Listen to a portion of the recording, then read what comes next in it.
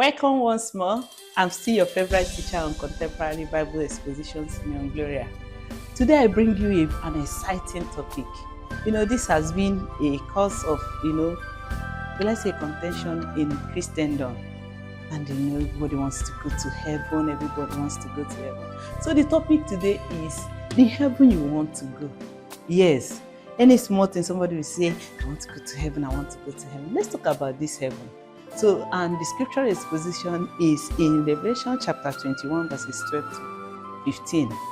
The Bible says, and had a wall great and high. That is describing a heaven, the heaven. That heaven has great and high walls and have 12 gates. Mind it, he said 12 gates. And at the gates are 12 angels and names written thereof. So the angels that are in charge of the gates of that heaven you're talking about, you want to go in Revelation 21, are the names of the 12 tribes of the children of Israel. And on the east gate are 3 gates, the north 3, the south 3, and the west 3. 14. And the wall of the city have 12 foundations.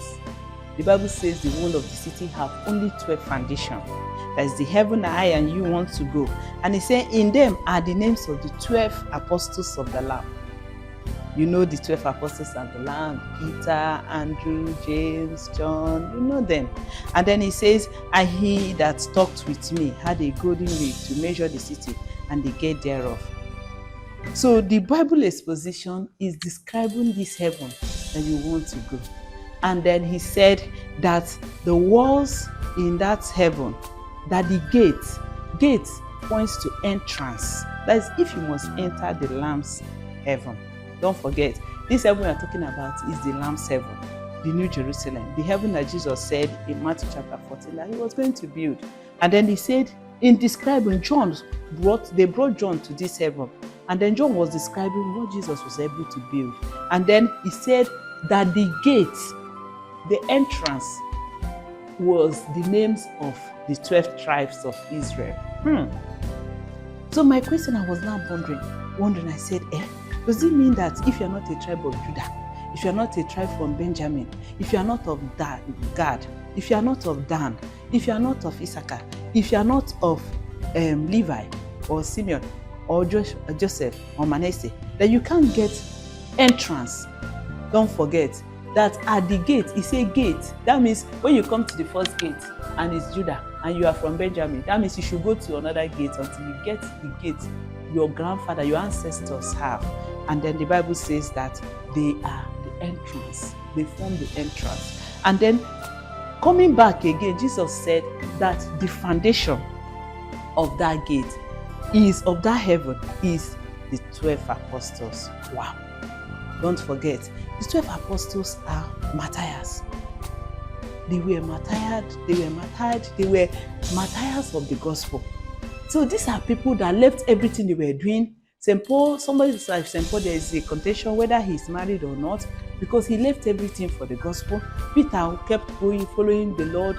And in fact, Jesus said, as many that will carry their cross and follow him are his disciples. So you can imagine the devotion. You can imagine the consecration. You can imagine the sacrifice. You can imagine, my favorite teacher, Reverend Chris Christian, will always say that heaven is a bloody city. That is a city of sacrifice. You can imagine the level of sacrifice that these men kept on ground to go to this heaven I and you is talking about. So my question is, you that have not raised a block, not even one block. I know when I was growing up in my Orthodox church, when they call for building projects, people come as much, and when they give a little sum, they'll be feeling too important. These are people that go to their native home to build magnificent buildings in their native home. And then you left their magnificent building and you cannot even raise a block for God. And then you want to go to the mansion. You want to go to that heaven. But how can a selfish man, who all he did is to use everything he has on earth to train his children in schools, build houses in his native land, and then after his demise on earth, think about going to another city?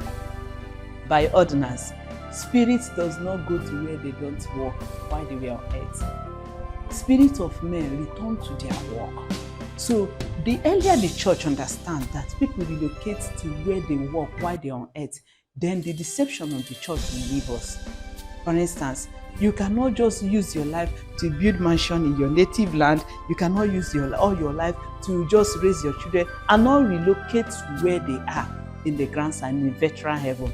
When you at Demis, you relocate to where people go after their works. Spirits are not confused. They don't go to a land. Imagine a spirit who has invested all he had in his native land in training his children, going to knock at the gates. At whose gates? In heaven. Is it at the gate of Benjamin? And is it at the gate of Judah? At whose gate exactly? Don't forget, a man that you don't know why he's alive, you didn't work for why he's alive. How do you claim you know him why he's at Demis? So this study is coming your way to look at your perspective. Look at what you are working. The Bible says that in John chapter 14, that he's going to prepare a mansion for you. Now, the living quarters in this heaven are living quarters that will be built by men. So what are you building? You that say you want to go to heaven, what portion have you built? And then whose entrance are you going through? Are you going through Judah or are you going to Benjamin? The Bible says it has 12 gates. So which of the gates are you going through? And then the foundation for it is the martyrs of the apostles. The apostles were martyred. So are you going as a martyr? People that left everything, don't forget, foundation points to the young stick, to the footings, to the laid down rules, to the standard that must be met if we must be qualified. So are you qualified? So my question is, are you going to heaven? The earlier you know that people relocate to where they work. So I want you to wake up this morning and look at where you are working. And then if that thing you are working has internal value, can you relocate to that? Can your spirit, if you believe in the mist, can your spirit relocate to that thing? Will you be happy if your spirit relocates to that place? The truth of the matter, the Bible says in John chapter 8 verse 56 that Abraham saw the days of Jesus and was glad. Why he was glad is because Jesus came and furthered his heaven. That is, Jesus brought useful light. Your assignment first is to go and bring light to your veteran heaven. Oh yes, you have to go and bring light to your grandstand. So my question is, the heaven you are talking about, have you walked it on earth? People relocate to their work after they are doing this on earth. So after you are doing this, after you are done, when you are transited, where will you relocate to? The earlier we stop lying to ourselves, the earlier we stop the self-defeat, the better for us. I'm still your contemporary teacher. I'm still Simeon Gloria. I hope this study comes your way. I hope you know that heaven is a spiritual home where spirits of men relocate to after their demise on earth. Don't forget, no spirit goes after strangers. No spirit from this soil will go to a Jew to do what? Spirits go to their family grandstand so as to reproduce themselves in families. That is why the Bible says in Hebrew that they are cloud around us, waiting to be made perfect. For more of sight, for you to also get insight into heaven, Shepherd have done much by writing books on Heaven is a Tribal City of the Jews. And then he wrote something on understanding the veteran heaven. With these two books, you can get insight to the heaven you are preparing to, and then prepare very well for the kind of life you want after now. The Lord bless you. The Lord cause his face to shine upon you and be gracious unto you. Bye. See you on my next video. Bye. Treasures, God's treasures.